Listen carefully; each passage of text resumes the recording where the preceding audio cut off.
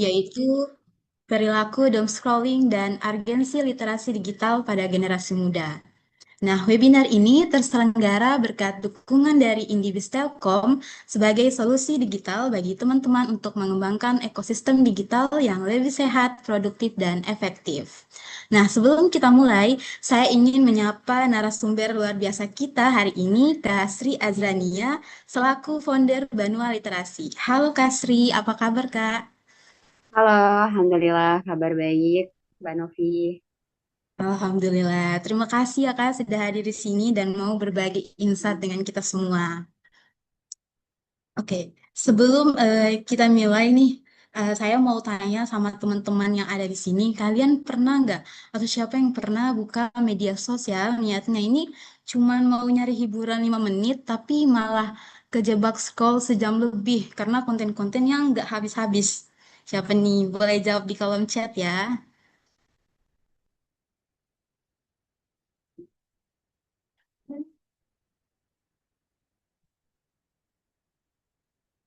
Siapa nih? Siapa nih yang relate? Yang sering scroll-scroll konten-konten terus akhirnya terjebak gitu. Astaga, background. Des, harus pakai background. Ih, banyak ya. Siapa lagi nih? Ada Kak Lila ya.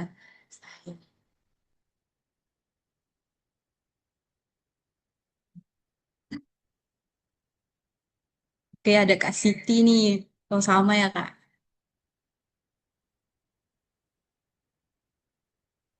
Yang lainnya gimana nih? Sering juga kah?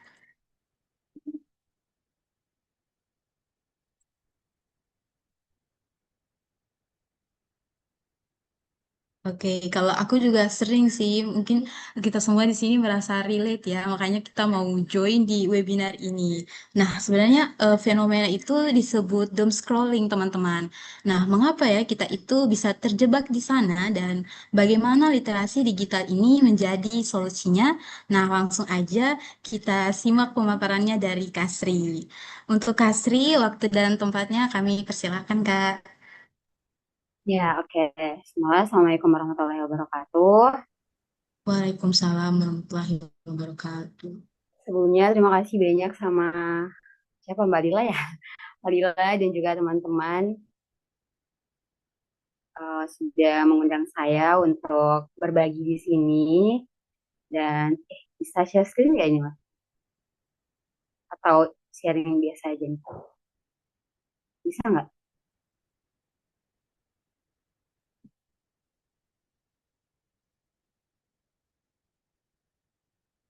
Share screen ini bisa nggak? Nggak bisa ya? Oh ya, sih.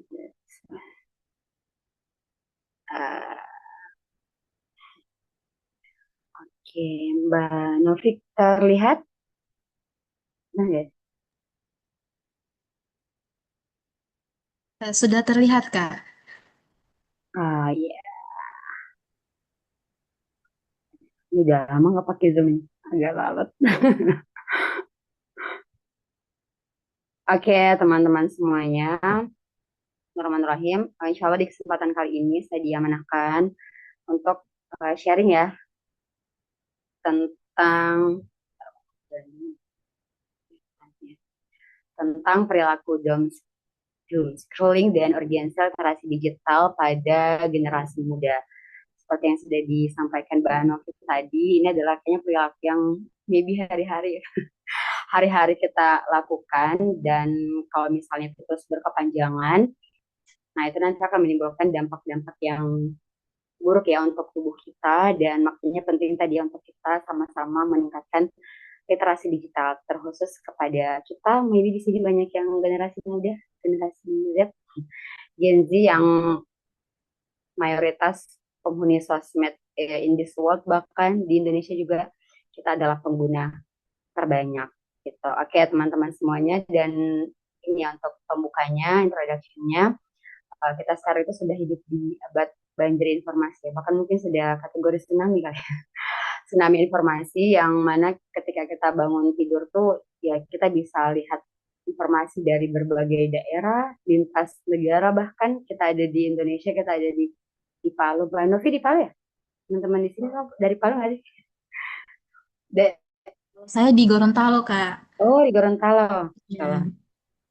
Ya, dari Gorontalo. Tapi kita pas bangun tidur tuh langsung bisa melihat berita dari Singapura, dari Malaysia, dari mana saja. Nah, ketika misalnya kita kehilangan kemampuan menyaring informasi yang bermanfaat dan informasi itu nantinya akan jadi informasi yang merusak gitu. Kemudian ya seperti yang saya bilang tadi bahkan bisa jadi arus tsunami gitu ya telah bahkan sudah menyejajarkan kedudukan ilmu yang seharusnya kita terima di sosial media dimanapun itu bahkan bisa diserahkan dengan maybe gosip-gosip murahan bahkan iklan-iklan produk atau misalnya informasi-informasi gaya hidup yang mungkin tidak penting bagi kita gitu. Nah ini juga mungkin kurang lebih kayak pertanyaan Mbak Novi tadi ya. Nah gimana setiap harinya apakah kita sering melakukan scrolling, mungkin bangun tidur, sebelum tidur, atau lagi kerja, kemudian nggak ada yang dikerjain, ya pasti ujung-ujungnya buka sosmed. Dan ini kayaknya sesuatu yang tidak terhindarkan ya. Apalagi tadi di kalangan Gen Z yang mayoritas hidupnya itu di sosial media. Apa-apa kita update, apa-apa kita ikuti, nah seperti itu. Jadi sebenarnya di zaman sekarang cukup sulit sih untuk kita tidak doom scrolling itu. Nah, kemudian di sini kita mungkin ada yang masih baru ya, masih baru baru mendengar apa sih doom scrolling itu. Nah, di sini mungkin kita menyatukan persepsi ya. Dan di sini saya dapatkan dari artikel gitu ya. Jadi doom scrolling ini sebenarnya definisinya banyak juga, tapi dia mengarah pada satu satu makna gitu. Jadi umumnya didefinisikan sebagai kebiasaan menggulirkan scrolling itu menggulir ya menggulir media sosial dan umpan berita di mana pengguna secara obsesif mencari informasi yang menyedihkan atau negatif. Jadi dia lebih kepada kita mencari secara terus-menerus berita yang bahkan mungkin menyedihkan, berita-berita yang negatif dan kita konsumsi secara pribadi seperti itu. Kemudian historical background-nya kapan sih doom scrolling ini muncul kan sekarang itu sudah mulai banyak uh, ini ya banyak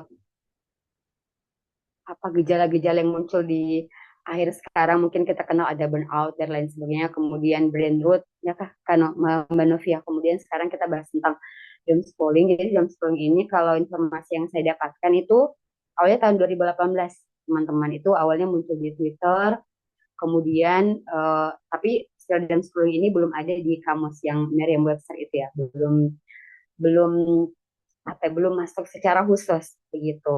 Tapi kalau di dictionary.com itu disebutkan ini adalah tren yang terjadi pada bulan Agustus 2020 ketika kemarin kita terkena kasus COVID. Nah itu mungkin teman-teman masih ingat bagaimana kita mencari informasi apa sih COVID ini, apa yang terjadi, obat apa dan lain sebagainya itu sangat-sangat meningkatkan aktivitas kita di sosial media maupun di berita-berita yang lainnya. Kemudian juga disampaikan dan scrolling ini lebih populer lagi selain di waktu COVID, kemudian ada di unjuk rasanya George Floyd, kemudian pemilihan umum yang di Amerika Serikat, bahkan ada penyerbuan gedung Capitol, dan yang sempat 2022 itu ada invasi Rusia ke Ukraina. Nah ini makin menambah waktu kita untuk bersosial media mencari-cari berita.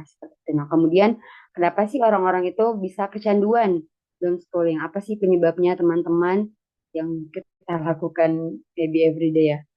Nah, yang pertama, ini kalau secara psikologis memang ya kita sebagai manusia itu kita cenderung berusaha memahami situasi yang berada di luar kendali. Jadi kita ingin selalu merasa secure apa sih yang terjadi di luar sana gitu. Akhirnya kita mencari informasi yang awalnya tuh niatnya baik gitu biar kita tidak ketinggalan zaman dan lain sebagainya. Nah, seperti itu. Kemudian ini juga adalah kebutuhan psikologis sama ya agar kita merasa lebih aman dan terarah dalam menghadapi ketidakpastian. Jadi ini sebenarnya fitrahnya kita sebagai manusia untuk mencari informasi. Nah, tapi parahnya karena adanya kesenjangan informasi, akhirnya sering membuat orang itu melakukan doom scrolling dengan harapan menemukan kabar baik dan meskipun itu selalu tidak berhasil. Dan kemudian juga kita sebagai manusia ini tingkat rasa ingin tahu kita itu besar sekali ya. Apalagi kalau di zaman sekarang bahkan kita yang mungkin di Palu, di Gorontalo, misal kalau yang terakhir saya ikut itu kayak misalnya berita-berita artis itu kan kita kepo banget. Artis ini kenapa, ini kayak sama siapa, terus tiba-tiba cerai dan lain sebagainya itu ke bawah arus. Nah, akhirnya itu memicu kita untuk mengetahui lebih dalam gitu. Sebenarnya rasa ingin tahu ini bagus sekali, tapi harus diarahkan kepada hal-hal yang positif. Tapi kalau hal-hal yang receh seperti tadi, nah itu yang perlu untuk diminimalisir. Kemudian ada rasa penasaran lebih kuat daripada kesadaran akan dampak buruknya. Dan di beberapa riset juga ya disebutkan bahwasanya yang paling signifikan mempengaruhi kita dalam scrolling itu adalah algoritma di media sosial. Nah, kalau kajian tentang algoritma ini kayaknya lebih panjang lagi, bahkan banyak dunia gelap yang ada di sana. Dan ini sudah kita rasakan ya sekarang bagaimana ketika kita bersosial media itu misalnya kita cari apa makanan A misalnya itu pasti akan muncul secara secara langsung dan semua sosial media kita itu akan terhubung satu sama lain gitu. Bahkan kalau yang algoritma ini mungkin di sini terakhir film yang beberapa tahun lalu ya yang saya nonton judulnya itu The Social Dilemma, film film dokumenter gitu. Nah, di situ ada satu informasi menarik yang saya dapatkan bahwasanya ya kita ini sebenarnya semua sudah dikontrol. Dikontrol oleh apa? Oleh algoritma kita masing-masing. Jadi kita itu sudah berada dalam bubble algoritma kita yang kita bentuk secara tidak sadar baik itu di Instagram yang kita miliki, Facebook dan lain sebagainya. Nah, kemudian ini sedikit ini pasti teman-teman sudah pada tahu juga ya. Ini data terakhir dari pengguna sosmed di seluruh dunia kurang lebih ada 5,66 miliar ya dan ini setiap tahunnya itu meningkat dan secara internasional secara global orang-orang menggunakan sosial media itu sudah sampai di ketika saya cari sudah kayaknya beberapa tahun lalu belum sampai segini sekarang itu sudah sampai 18 jam menggunakan sosial media tapi ini data yang ini internasional and then ini juga beberapa platform ya yang sering digunakan. Kalau yang di-declare itu ada Facebook yang paling tinggi, tapi yang sering digunakan oleh masyarakat global, masyarakat dunia, meskipun mereka banyak menggunakan Facebook, tapi mereka lebih suka membuka kesehariannya itu YouTube. Jadi Facebook, YouTube, WhatsApp, dan juga Instagram. Nah, kalau ini tadi data yang secara global ya. Kalau ini di Indonesia, meskipun secara global itu Facebook dan YouTube ya, yang menjadi the number one-nya. Tapi kalau di Indonesia yang paling average-nya itu tinggi adalah TikTok. Nah, ada pengguna TikTok nggak? Kalau saya secara pribadi sudah kayak udah 2 tahun terakhir itu udah delete TikTok. Nggak sanggup berlama-lama di TikTok. Tapi tergantung kebutuhan juga. Sometimes download lagi, setelah itu langsung dihapus gitu ya. Kalau di Indonesia tertinggi itu adalah TikTok teman-teman semuanya. Mungkin di sini pengguna TikTok saling bertukar ini. Karena algoritmanya ini banget ya. Cepat banget kalau di TikTok. Nah, kemudian kalau misalnya kita hubungkan ya, karena kita juga bahas tentang pemuda hari ini, ya sebagaimana kita tahu data di Indonesia juga sampai 60% ya, bahkan di beberapa data itu sudah sampai 70% pengguna medsos di Indonesia itu adalah para Gen Z. Dan kalau misalnya kita hubungkan dengan Indonesia 2045 sebagai generasi emas, tapi dengan data yang ada sebelumnya bahwasanya dengan waktu 18 jam, itu 18 jam, 18, 19, 20, 21, 23, 24. Jadi hampir 24 jam itu seluruhnya digunakan di sosial media. Sebenarnya nggak apa-apa sih kita bersosial media, tapi dengan alasan yang kuat nanti akan saya coba bahas di sini. Jadi kalau misalnya kita tengok pemudanya, nah ini yang saya dapatkan teman-teman. Karena saya juga bergelut dengan beberapa mahasiswa ya, juga masih masuk kategori Gen Z. Jadi kalau yang saya dapatkan ya fenomena doom scrolling pada pemuda atau Gen Z itu faktor penyebab utamanya itu sebagaimana data mana tadi ya? Masukkan ya. Oh ya ini. Jadi ini alasan beberapa ini sebenarnya alasan yang bagus sih pas dibaca data ini tuh kayak cukup cukup bahagia karena ketika ditanya orang-orang di seluruh dunia ini menggunakan sosmed itu tujuan utamanya apa ini sampai setengah ya menjawab uh, keeping in touch with friend and family. Jadi tujuan awalnya semua bersosial media itu ingin lebih dekat sama teman dan juga keluarga terusnya ya. Hmm. Nah, tapi yang paling sering terbawa arus itu adalah si para pemuda dan juga Gen Z ini. Kenapa? Karena yang pertama adalah motif hiburan itu menjadi pendorong kuat teman-teman semuanya. Jadi doom scrolling itu dijadikan sebagai ya cara melarikan diri dari tekanan akademik, bahkan juga untuk mengisi waktu luang dan bahkan juga mengatasi kebosanan. Belum lagi ada FOMO, maybe kita di sini sering FOMO ya, sering FOMO di kalangan para pemuda, kemudian doom scrolling sering dipengaruhi oleh teman sebaya ini sangat berpengaruh dan uh, ini juga ya keinginan untuk menjadi sumber informasi di lingkaran sosial mereka. Biasanya kan kalau ngumpul itu pasti bahas topik-topik khusus kan. Jadi kayak merasa kalau misalnya temanku cerita ini A, B, C, nah dia nggak tahu itu dia merasa sangat tertinggal gitu. Sehingga mau tidak mau itu akan mempengaruhi dia untuk terus mencari informasi-informasi atau berita gitu. Kemudian ini juga ada data usia ya pengguna sosmed and then Mbak Novi, Iya, Kak. Mbak Sri. nanti di ini ya timingnya. Oke, siap, Kak. Oke. Nah, kemudian apa sih efek dari doom scrolling ini teman-teman yang mungkin sudah kita rasakan tanpa tidak sadar apakah itu pada saat kita kerja atau mungkin kita lagi nggak ngapa-ngapain di rumah. Bahkan saya pernah baca artikel katanya kalau orang Indonesia itu kan udah kerja full ya Senin sampai Jumat. Nah, Sabtu Ahad itu sometimes digunakan full di rumah. Dan biasanya beberapa orang digunakan untuk bermain sosial media gitu.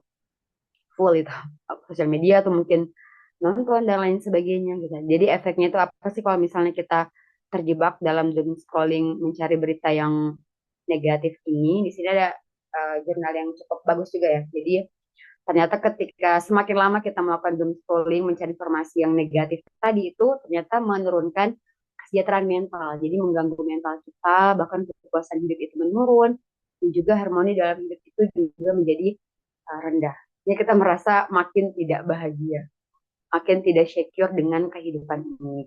Dan kemudian di beberapa riset lain juga disebutkan bahwasanya doom scrolling itu berhubungan dengan tingkat stres yang semakin tinggi. Banyak kan risetnya itu semakin banyak berita negatif yang kita konsumsi, semakin tinggi pula tingkat stres dan juga kecemasan. Bahkan di kampungku ya, di kampungku ada kemarin dapat cerita dari mamaku ada seorang ibu-ibu kan baru-baru ini ada ini ya perang Iran kan. Ini teman-teman tahu ya, perang Iran terus itu di perang Iran itu dikonsumsi beritanya dikonsumsi sama ibu-ibu yang ada di kampung yang mungkin literasi tentang geopolitik dunia tentang Iran itu sendiri belum full dia pahami ketika tiba-tiba muncul video atau kan video-video di YouTube yang short-short itu akhirnya sampai si ibu-ibu ini tuh sudah mengumpulkan air dan lain sebagainya. Jadi di rumahnya tuh dia sudah panik duluan gitu, panik duluan menyiapkan ini, menyiapkan itu. Padahal kan tidak tidak sampai ke sana gitu. Nah, cuman tadi bisa meningkatkan stres, kemudian cemas ketika mendapatkan informasi-informasi yang begitu banjir tadi dan kita tidak punya kecakapan digital. Nah, itu parah banget sih efeknya. Apalagi juga ketika COVID kemarin itu kan banyak informasi yang hoax dan lain sebagainya sehingga mempengaruhi tingkat stres orang. Apalagi sudah kena sakitnya gitu, sudah kena COVID-nya. Mengalami stres dan penggunaan media sosial yang bermasalah. Jadi sudahlah dia stres menggunakan sosmednya dengan berita-berita yang tidak baik tadi dan penggunanya itu jadi dia menjadi pengguna sosmed yang bermasalah mulai dari memberikan komentar yang tidak baik apalagi kan pernah ada artikel juga yang menyebutkan kalau orang Indonesia itu paling cerewet banget ketika di sosial media. Nah, gitu. Kemudian ini beberapa gejala ya, gejala akibat dari doom scrolling, kita merasa sering banget cemas, kemudian tegang sekali ketika selesai membaca berita, bahkan sampai sulit tidur, merasa gelisah di malam hari, kemudian sering akan merasa sedih, putus asa, dan parahnya merasa tidak berdaya, nauzubillah gitu ya. Kemudian sulit berkonsentrasi atau fokus pada tugas-tugas. Ini kayak sering kita nonton videonya, misal kayak mahasiswa mau ngerjain, udah buka laptop, mau ngerjain skripsi, tapi tiba-tiba pegang HP, akhirnya nggak jadi ini nugas skripsinya. Karena sangat-sangat memicu kita untuk ini ya, bermain sosial media, dan itu juga memicu hormon dopamin. Jadinya semakin semakin tertarik untuk membuka sosial media, belum lagi dengan algoritma yang sudah dijelaskan sebelumnya. Kemudian menghabiskan terlalu banyak waktu untuk membaca berita dan juga media sosial. Kemudian merasa perlu untuk terus-menerus memeriksa berita, bahkan jika itu membuat membuat seseorang merasa buruk gitu. And then ini juga ada ini ya, beberapa jenis-jenis scrolling, ada disebut sebagai doom scrolling, bahkan ada yang zombie, ada yang dead, udah mati. Jadi kalau doom scrolling itu masih dalam kategori jam gitu ya, dia menggunakan sosmed dan sometimes ada tujuannya. Misal Kanovi cari berita tentang apa ya? Anggaplah artis cerai. Nah, itu ada tujuannya kan. Oh, artis cerai dicari kenapa kenapa. Nah, itu kayak masih ada tujuannya. Nah, cuman tetap ada efek negatifnya kalau misalnya tidak punya reason why-nya kenapa mencari berita itu. Nah, terus kalau yang kategori zombie ini, kalau kategori zombie dia nggak jelas. Jadi buka sosial media itu nggak jelas tujuannya dan sangat-sangat random. Misalnya dia pertama buka Instagram itu kan udah random banget ya algoritmanya. Terus tiba-tiba buka tweet misalnya, buka Twitter, buka Facebook. Jadi informasi everyday itu banyak banget diserap. Mulai dari berita A, B, C, mungkin berita dari mana. Jadi wow, ini udah zombie banget ya. Kalau yang dead ini sampai di situasi kayak tubuh kita itu udah pengen tidur. Udah lelah banget mungkin seharian, tapi kita masih paksa. Mungkin matanya sudah ini. Atau biasa mungkin teman-teman pernah main sosmed udah jatuh di apa lagi bareng gitu. Tiba-tiba jatuh. Dan itu tubuh kita sudah meminta kita untuk istirahat, tapi kita masih memaksa tubuh kita untuk bermain sosial media. Nah, itu di beberapa artikel ya, itu sudah disebutkan sampai kategori mati, dead scrolling, bahkan bisa menyebabkan brain rot tadi ya, kerusakan pembusukan otak kata orang-orang gitu. Nah, kemudian bagaimana kita meminimalisir agar doom scrolling ini tidak terus berkelanjutan, dan meskipun ya cukup sulit ya kita lakukan di dunia yang sekarang, apalagi kita juga membutuhkan informasi kan, kita juga nggak mau ketinggalan zaman kan, orang bicara apa kita juga ketika misalnya masuk di grouping atau misalnya di circle kerja atau apapun itu, pasti kita nggak mau ketinggalan informasi yang penting kan. Nah, makanya kita perlu meningkatkan literasi digital, karena literasi ini kan banyak, dan sekarang sudah di abad yang kita semuanya serba digital. Nah, makanya dari pemerintah juga itu ada materi khusus ya tentang literasi digital ini, bahkan juga sudah diajarkan di beberapa sekolah, kemudian di pelatihan guru-guru kayaknya juga sudah banyak di tempat-tempat pekerjaan seperti itu ya. Jadi pentingnya literasi digital itu apa? Mungkin teman-teman juga sudah paham ya, itu kemampuan kita untuk kita understand, kita memahami, kita bisa menilai dan menggunakan teknologi itu secara cerdas. Kenapa? Supaya waktu kita di dunia maya itu ya tetap bermanfaat, bukan sebaliknya. Nah, kemudian ini yang saya dapatkan ya, istilah literasi digital itu yang saya dapatkan pertama kali dipopulerkan di bukunya Paul Joster tahun 97. Jadi sudah cukup lama ya. Nah, menurutnya literasi digital itu berarti kemampuan untuk kita tadi memahami, memanfaatkan berbagai bentuk informasi. Jadi ya kita harus pahami dulu informasinya itu apa dan kemudian memanfaatkannya.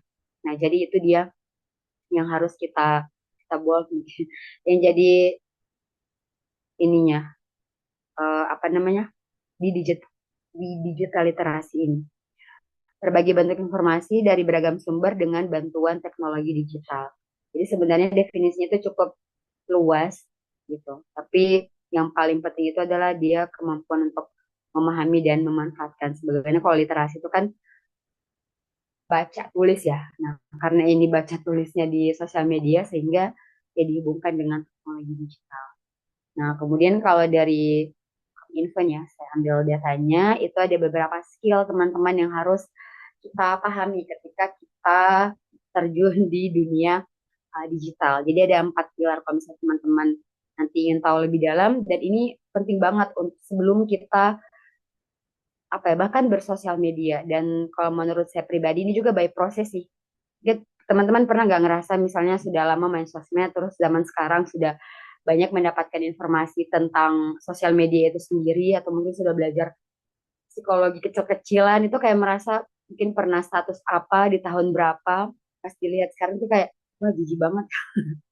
Pernah buat status separah itu, pernah buat postingan yang alay itu. Nah, itu juga kayak proses kita belajar. Nah, makanya ya ini penting dengan 4 pilar ini agar kita lebih aman, lebih terjaga ketika kita terjun di dunia digital. Nah, apa saja itu ada 4 ya. Kalau sekarang itu yang pertama digital skill. Nah, digital skill ini itu adalah memahami perangkat keras ya, bagaimana handphone itu sendiri serta sistem operasi digital. Jadi digital skill ini yang saya dapatkan ya, contohnya itu misalnya pengetahuan dasar tentang internet, kemudian mesin pencari, aplikasi pesan instan. Jadi lebih kepada, biasanya kan orang tidak tahu kok ada dana atau tidak, ada ini, ada itu. Oh itu apa? Oh ternyata itu dompet digital. Jadi dia lebih ke situ. Atau misalnya marketplace itu apa saja, kemudian transaksi digital, sosial media itu apa saja. Nah, jadi dia lebih ke sini. Dan kita harus pahami apa semua dompet digital, marketplace, kemudian media sosial itu apa, apakah YouTube itu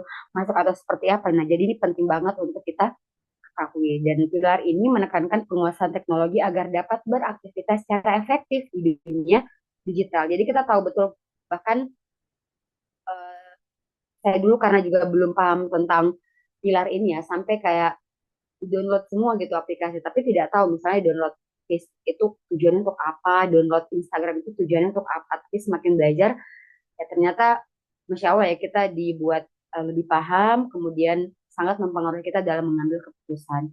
Nah, kemudian yang kedua digital culture, yaitu mampu membangun wawasan kebangsaan dalam berinteraksi di ruang digital. Jadi di sini kita membawa nilai-nilai keindonesiaan gitu, misalnya mengamalkan nilai-nilai Pancasila, kemudian Bhinneka Tunggal Ika, itu juga kita bawa di dunia digital. Karena ya dunia digital itu ya sama teman-teman seperti di dunia nyata. Budaya digital mengingatkan bahwa ruang digital itu memiliki aturan dan juga norma-norma yang harus dihormati.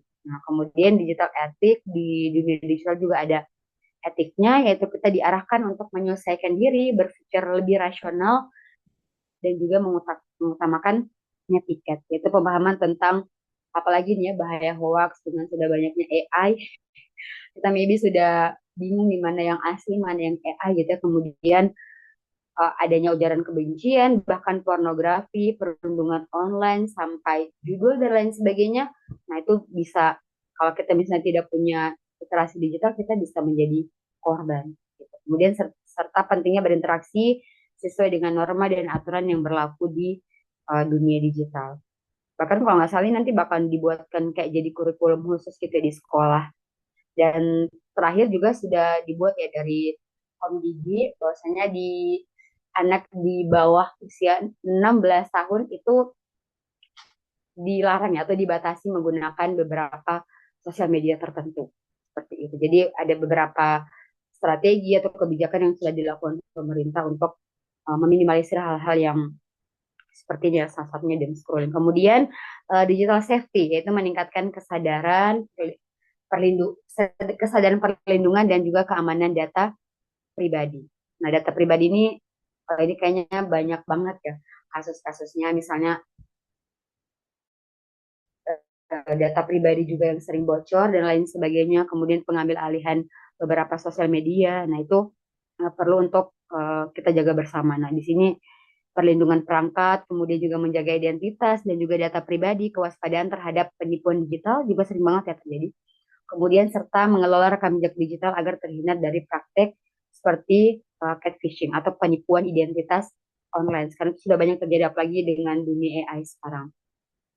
Nah, kemudian yang juga perlu kita pahami karena kita bahas tentang lebih ke sosial medianya ya. Jadi kita harus paham teman-teman bahwasanya ya media itu tujuan awalnya adalah menyampaikan informasi. Nah, berarti kita harus pahami ketika kita sudah terjun di sosial media akan mendapatkan begitu banyak informasi. Nah, pertanyaannya informasi ini kita mau apakan? Kita mau terima saja atau kita kumpul-kumpul yang penting tahu, yang penting tidak ketinggalan zaman atau seperti apa? Nah, kalau kita tadi ya tidak punya skill ini, wah itu makin parah lah kita bersosial media, bahkan menjadi korban begitu. Apalagi kita sebagai pemuda juga ketika terjun di sosial media, misalnya harus memahami apa saja tantangan kita dan juga peluang kita di sosial media. Nah, tantangan-tantangannya itu ya kita bisa kecanduan tadi ya, kemudian bahkan gangguan mental, bahkan sampai ada orang yang mengisolasi diri, kemudian pubing mengabaikan orang sekitar. Kalau pubing ini kayaknya saya pernah sering merasakan juga, misalnya kayak dulu-dulu tapi semoga sekarang udah enggak lagi. Jadi pubing itu kayak misalnya teman-teman pergi ke kafe gitu ya, tapi udah ngumpul di kafe tapi semuanya pada sibuk sama handphonenya masing-masing. Setelah itu foto baru di story pulang, jadi wah setidak bermakna itu pertemuan karena tadi terlalu fokus dengan doom scroll yang ada di sosmed kita masing-masing. Kemudian juga ada penyebaran hoax, disinformasi, akan muncul ujaran kebencian, cyberbullying, kemudian kurangnya kesadaran etika digital, pelanggaran privasi dan keamanan data, dan kurangnya regulasi yang tegas sometimes ya dari diri kita sendiri, masyarakat gitu. Nah, kemudian peluangnya di sosmed itu kita begitu banyak ya mendapatkan edukasi yang bermanfaat, harusnya seperti itu. Kemudian juga bisa kita gunakan untuk bisnis dan yang terpenting adalah kata orang-orang ya, networking gitu. Jadi peluang ini yang harusnya kita bisa ambil di dunia digital untuk meningkatkan hal-hal yang positif semuanya seperti itu. Nah, dan yang paling terpenting itu ini sih, teman-teman juga udah tahu ya, di buku Start with Why. Nah, di sini ada mindset yang harus kita miliki bersama. Kan ada ini ya, biasa kita mengambil keputusan menggunakan sosial media itu mungkin kalau kita bertanya kenapa, apa yang kau pakai atau bagaimana cara pakainya. Nah, tapi yang lebih kuat itu adalah why. Jadi bukan sosmed apa yang kau pakai, tapi kenapa? Kenapa kita harus menggunakan sosial media? Nah, ini kalau sudah terjawab, insya Allah sosial media apapun yang kita gunakan, kita tidak akan terjebak dengan doom scrolling. Misal teman-teman, apa mau misalnya jadi content creator? Apa alasan terkuatnya? Itu kalau sudah kita udah bisa jawab, kita akan tahu sosial media mana yang akan berpotensi menjadikan kita seorang content creator. Apakah di seluruh sosial media, di Instagram, Facebook, atau di TikTok. Nah, nanti kita bisa lihat peluang-peluangnya. Jadi kalau di sini sudah kita bisa jawab why saya menggunakan, atau misalnya teman-teman suka menulis, kita suka menulis, kalau suka tulisan yang panjang-panjang, itu kayaknya tidak cocok kalau misalnya di Instagram. Mungkin bisa lewat Facebook, karena di Facebook kan tidak terbatas ya, menulis sepanjang apapun. Jadi kalau di Facebook memang dia menampilkan tulisan, jadi dia visual itu tidak terlalu menonjol. Tapi kalau misalnya kita lebih suka hal-hal yang visual, nah itu misalnya kita menggunakan Instagram. Jadi harus punya reason yang kuat kenapa kita menggunakan sosial media tertentu, begitu. Jadi biar tidak terjebak tadi ya. Sama misalnya ketika kita tidak punya tujuan khusus mengikuti berita apa, nah itu kita pasti otomatis akan terjebak dengan doom scrolling. Misalnya, kenapa kau ikut berita ini, berita ini, berita itu. Nah, kalau kita tidak jawab why-nya, itu kita akan terbawa arus terus. Dan dia tidak akan terputus sampai sampai selamanya gitu. Hari ini begitu, besok seperti itu. Akhirnya waktu-waktu terbaik kita sudah dicuri semua gitu sama sosial media. Gitu. Apalagi tadi dia memicu hormon, akhirnya ya semakin merasa bahagia padahal sebenarnya kita kosong gitu. Nah, kemudian kita juga harus punya mindset ya. Jadi paham sebelum kita bertindak gitu. Kalau di bahasa Arab itu disebut ilmu qadha amal. Jadi kita paham dulu sebelum terjun di dunia sosial media, idealnya seperti itu sih. Nah, dengan cara apa? Dengan cara kita meningkatkan literasi digital. Gak kebayangnya kalau misalnya sebelum-sebelumnya, misalnya kayak saya juga belum, kayak baru beberapa tahun terakhir ya mempelajari tentang literasi digital ini, dan sangat-sangat berpengaruh gitu ketika bersosial media. Dan sebelum-sebelumnya itu kayak, wah kenapa tidak dari dulu sebelum masuk di sosial media, kenapa sebelumnya nggak belajar lebih awal? But it's okay. Nah, kemudian ketika kita di sosial media juga itu ada beberapa adab-adab gitu ya. Ketika misalnya kita men-share informasi, nah itu juga akan berpengaruh. Misal kita tidak punya literasi digital, pasti kita akan juga men-share berita-berita yang hoax. Nah, itu akhirnya tidak terpercaya ya berita-berita yang kita sampaikan ke masyarakat. Jadi ada yang pertama sumber dan penyampaian berita, ya kita harus mencari media-media juga yang terpercaya, yang kredibel. Kemudian isi beritanya itu harus sesuai fakta gitu dan tidak bertentangan dengan fakta yang ada. Dan kita juga tidak boleh terlalu reaktif ya, tidak boleh terlalu reaktif apa-apa dikomentari tanpa kita mempelajari lebih dalam dulu. Jadi jangan reaktif, belajar gitu. Terutama jika kabar itu menyangkut tentang nama baik seseorang. Nah, ini bisa bahkan kita mungkin kena undang-undang UT dan lain sebagainya. Nah, seperti itu. Kemudian ketika kita mungkin punya apa ya, pengen banget gitu ya terjun di sosial media itu kalau menurutku tapi ini lebih ke ini ya kalau misalnya lebih fokus lagi gitu ya. Yang saya dapatkan beberapa informasi kalau ternyata media di Indonesia itu dia memang dia bersifat inward looking gitu. Jadi dia memang sentralisasi penyiaran.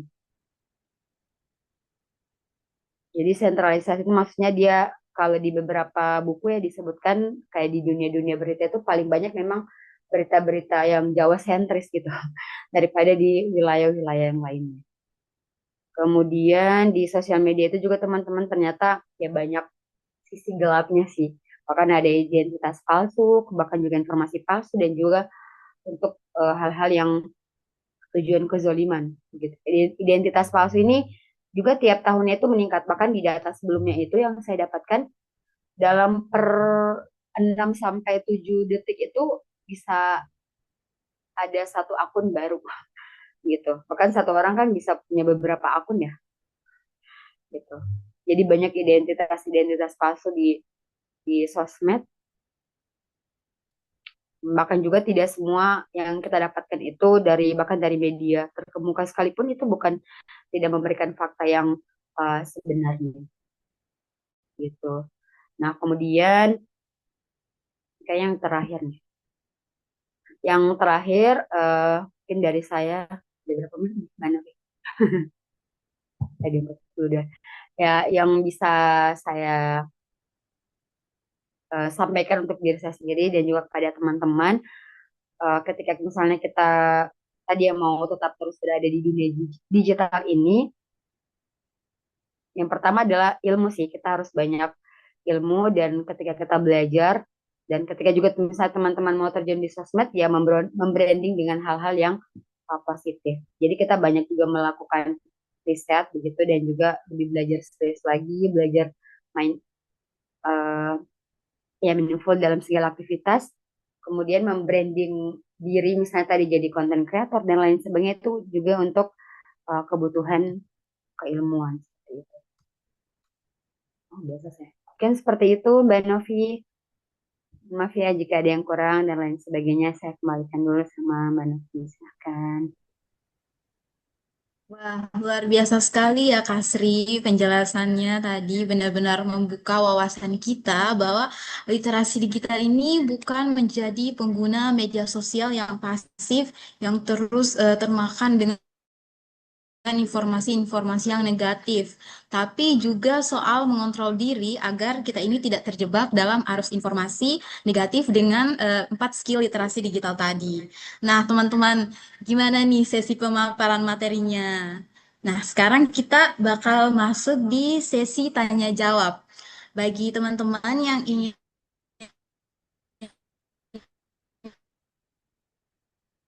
di kolom chat, bisa juga gunakan fitur raise hand dan bisa langsung on mic. Silakan teman-teman, siapa nih yang mau bertanya?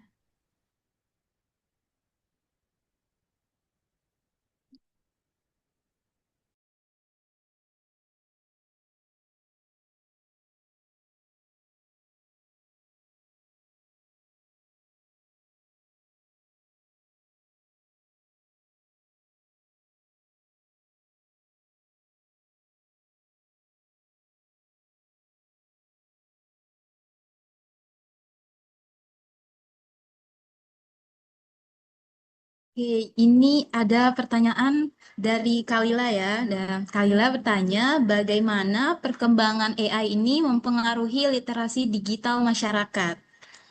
Bisa langsung dijawab, Kak Sri?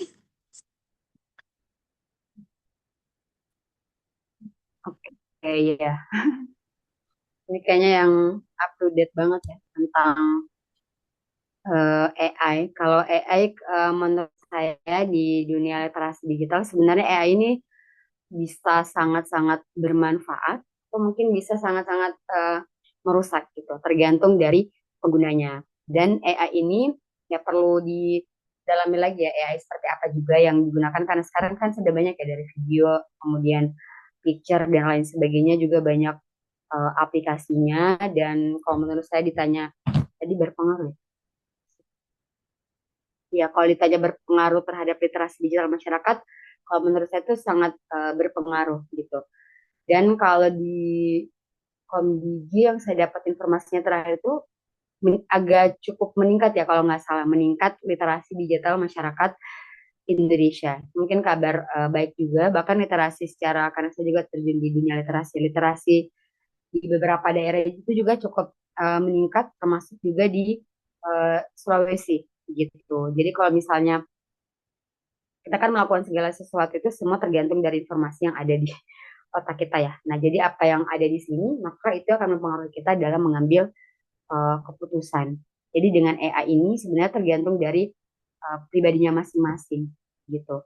Jadi tergantung dari pribadi masing-masing. Kalau misalnya orangnya sudah cakap dengan teknologi dan dia sudah memahami AI itu seperti apa, ya otomatis dia akan terbantu dengan AI yang ada sekarang, membuat dia lebih misalnya dia jadi konten kreator dengan adanya AI dia lebih mudah terbantu tapi juga tidak full ya menggunakan si AI ini gitu. Dan masyarakat pun bisa apa ya, kalau sekarang kan paling terkenal mungkin ChatGPT ya.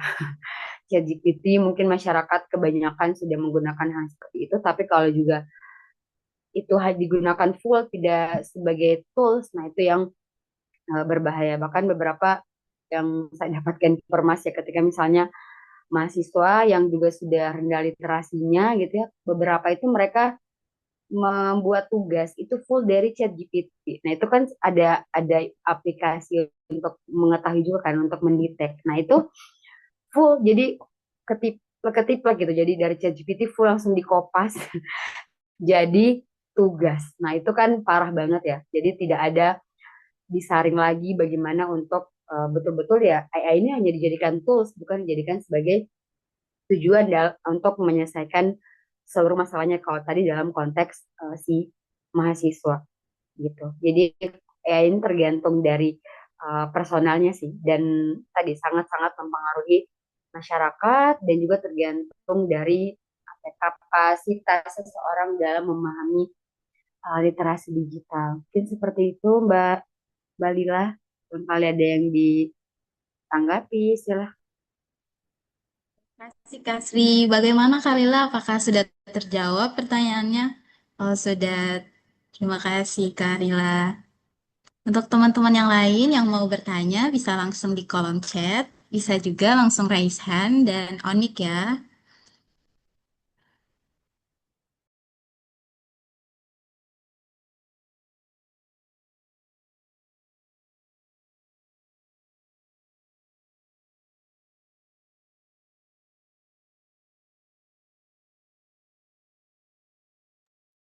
Oke, ini ada pertanyaan dari Kak Pasha Adip.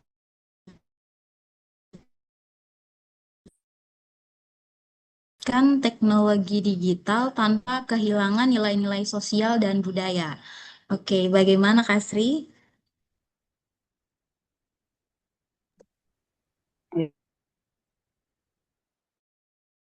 Ya, tadi Mbak Novi agak nge-freeze Oh ya, oke. dari Baik, saya bagian. baca kembali ya. Ada pertanyaan dari Kak Pasha Adiputra.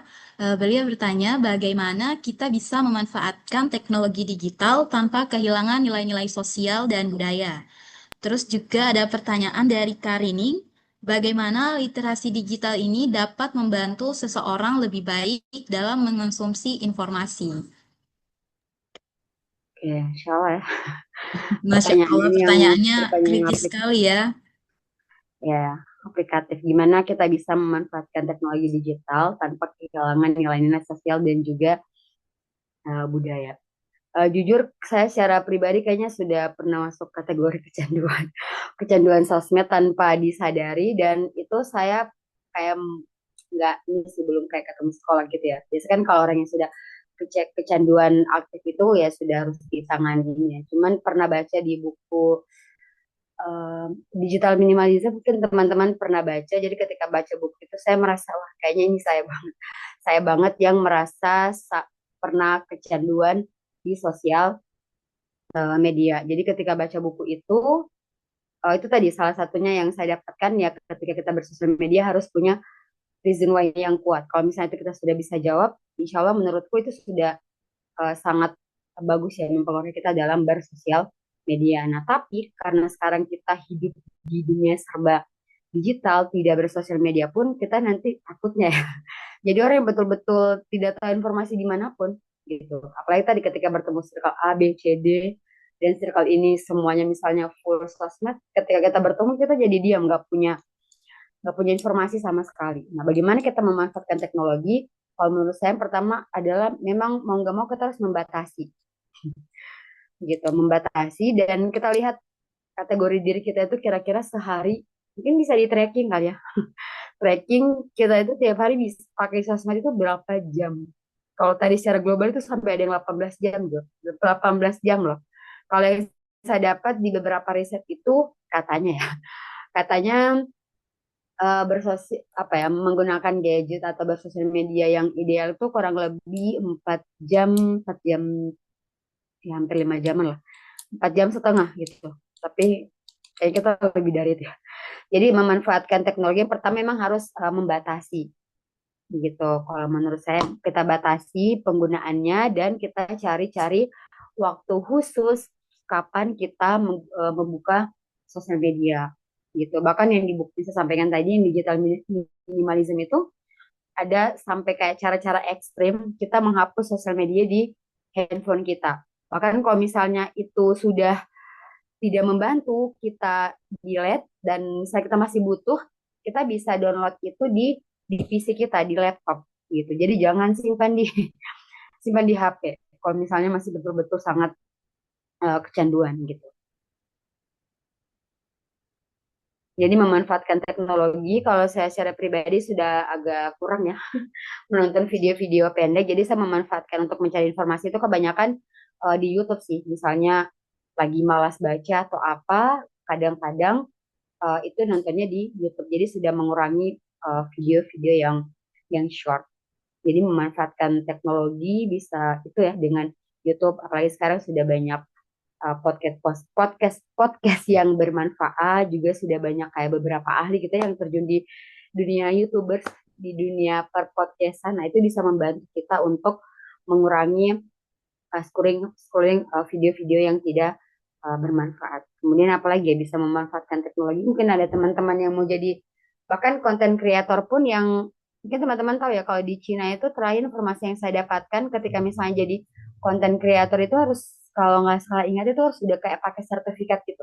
Bahkan orang yang tidak ahli di bidangnya itu dia nggak bisa memberikan informasi tentang itu. Misal kayak saya mau edukasi tentang kulit, tentang kecantikan, tapi saya nggak punya background tentang itu. Nah itu sudah walau alam ya bagaimana di Cina itu seperti apa. Nah itu penting banget. Jadi kita tadi ya tidak reaktif sekali menggunakan sosial media. Bisa kita cari mau misalnya membranding diri di sosmed itu bisa, tapi bisa juga dikaitkan dengan keilmuan, background keilmuan yang kita miliki. Jadi kalau pertanyaan dari siapanya, Mas Pasya, mungkin why-nya tadi dulu ya yang dijawab, dan itu nanti akan mengarahkan ke bermanfaatan apa yang bisa kita capai di setiap sosial media gitu. Karena tadi kalau misalnya kita tidak gunakan ilmu-ilmu yang seperti itu, kita juga akan apa kalau misalnya kita full juga di sosial media, pasti interaksi sosial kita itu minim sekali gitu. Apalagi Gen Z juga di beberapa riset itu disebutkan kayak mahasiswa ya sudah sibuk kuliah atau misalnya pekerja yang sudah sibuk sekali sampai di rumah itu tidak ada interaksi sama keluarga. Jadi semakin banyak juga kita bersosial media, doom scrolling, itu menurunkan tadi ya bonding dengan keluarga. Jadi bahkan ada apa ya dulu satu judul artikel yang saya baca itu isinya rumah. lupa, pokoknya rumah tanpa jiwa atau apa gitu. Jadi kita semua punya rumah, kita semua punya teman, tapi tidak tidak memaknai keluarga, tidak memaknai pertemuan seperti itu. Karena tadi kehilangan nilai-nilai sosial, apalagi nilai-nilai budaya. Dan ini kalau di buku yang saya bilang tadi tuh banyak kayak beberapa tips di situ. Bahkan misalnya ketika teman-teman yang sudah sering apa lari pagi atau lari sore, biasanya kan kita bawa handphone ya, kemana-mana pasti selalu bawa handphone kan. Jadi kita bisa coba ketika misalnya kita keluar, itu kita nggak bawa handphone gitu. Jadi kita bisa berinteraksi dengan orang-orang yang ada di sekitar kita. Tapi itu mungkin bagi beberapa orang ini ya ekstrim ya. Kemudian bagaimana literasi, semoga bisa menjawabnya, nanti boleh ditanggapi. Bagaimana literasi digital dapat membantu seseorang lebih bijak dalam mengkonsumsi informasi. Ya, jadi kalau menurutku yang 4 pilar tadi itu harus didalami lagi ya. Dan informasi yang ada itu salah satu kecakapan yang mungkin masih kita coba untuk juga memulai itu adalah menyaring informasi sih. Gitu, karena sudah semakin banyak informasi tadi, bagaimana kita menyaring berita, nah itu yang skill menyaring beritanya ini yang cukup sulit gitu. Karena kan banyak sekali ya, dan seperti yang saya bilang di materi sebelum itu random banget informasi yang kita dapatkan. Ada saya pernah dapat salah satu influencer, dia bilang, ini mau bahas berita yang mana dulu nih? Kalau misalnya ketemu sama teman tongkrongan, karena begitu banyak berita yang berseliweran. Tapi dengan 4 pilar tadi itu menurut saya pribadi itu sangat-sangat uh, membantu. Bisa juga dengan ada apa namanya apa sih kuartalnya dari Stephen Covey itu kan yang bisa kita membuat bagan penting, tidak penting, sangat penting dan tidak penting. Nah, itu bisa juga kita jadikan sebagai strategi kita untuk menyaring berita. Sebenarnya strategi menyaring berita atau misalnya menggunakan sosial media itu sudah cukup banyak juga ya di informasi di beberapa buku gitu. Kalau saya seringnya pakai yang Stephen Covey itu. Seperti itu sih. Jadi menyaring berita, apakah ini berita urgen, kalau misalnya anggaplah yang seperti saya sampaikan sebelumnya, misal kayak berita-berita artis, nah itu teman-teman masukkan di mana? Apakah penting? Tidak penting harus terus diikuti atau tidak penting? Nah, kalau misalnya kita mampu sudah untuk memetakan dengan kemampuan digital kita tadi, nah itu bisa meminimalisir hal-hal yang buruk. Jadi menurutku dengan strategi itu bisa sih. Terjawab nggak ya? Lebih bijak ya, lebih bijak mengkonsumsi informasi. Baik, terima kasih Kak Sri Ya, mungkin untuk seperti Kak itu Mbak. Fasya. Ya, Ya, Kak Fasya dan Kak Rining, oke. apakah sudah terjawab pertanyaannya? Ya, semoga sudah terjawab dengan jelas ya, Kak. Oke, Kak Sri, aku ada pertanyaan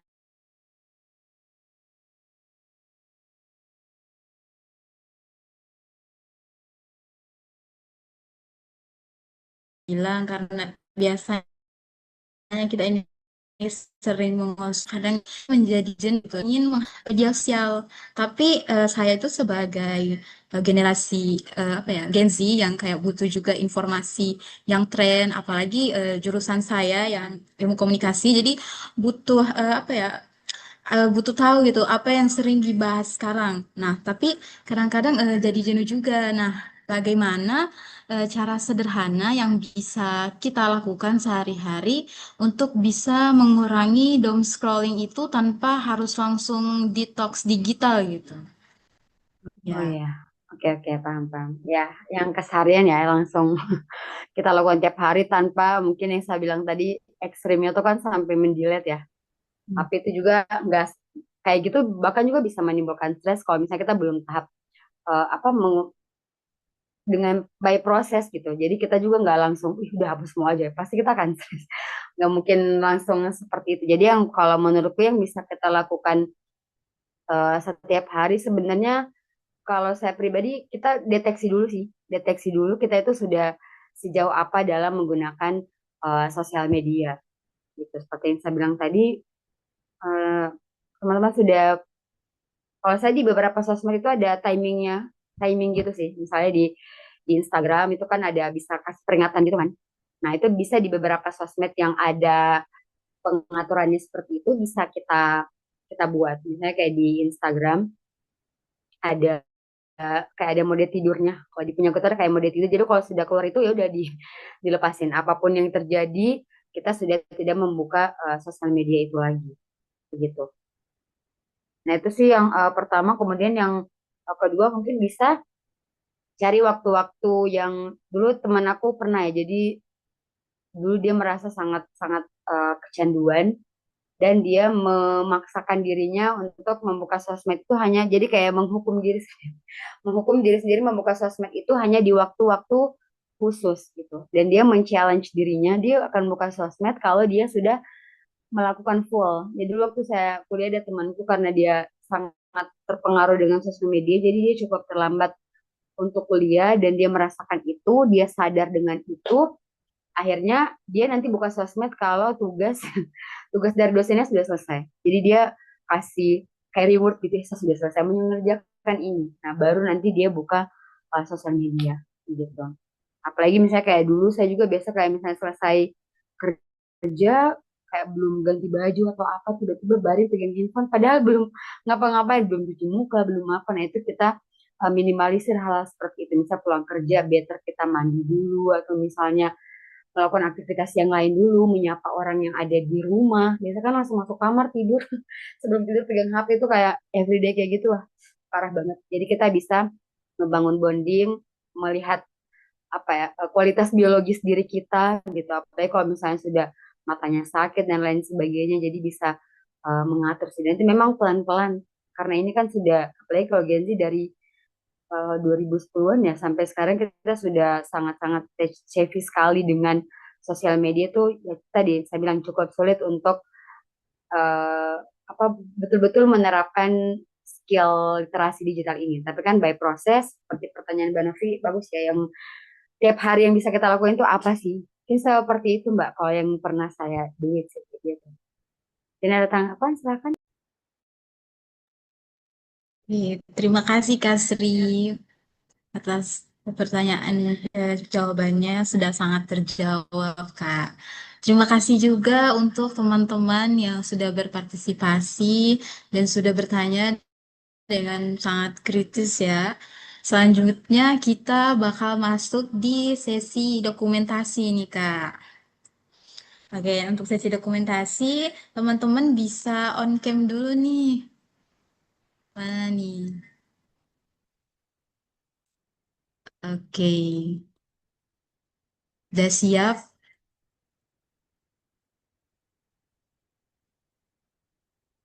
Oke, saya pandu ya. Nah, satu, dua, tiga.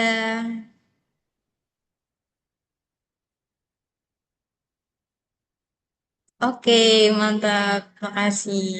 Oke, terima kasih ya antusiasnya teman-teman. Saatnya nih yang ditunggu-tunggu. Pengumuman pemenang dua orang penanya terbaik yang akan mendapat hadiah saldo link aja. Siapa nih ya kira-kira? Oke, kita lihat dulu nih. Oke, selamat kepada Kak Pasha dan Kak Rining sudah memenangkan hadiah saldo link aja. Oke, silakan kirimkan nomor link aja di kolom chat ya, Kak. Nanti akan dihubungi oleh panitia. Oke, untuk Kak Pasha dan Kak Rining bisa langsung masukkan nomor link ajanya di kolom chat atau bisa juga langsung di grup ya, Kak. Oke, gak kerasa ya kita udah di penghujung acara nih. Terima kasih kepada Kasri Azrania atas ilmu dan inspirasinya. Semoga setelah ini kita semua bisa lebih bijak dan memiliki filter yang kuat dalam menghadapi dunia digital. Oke, saya Novrianti,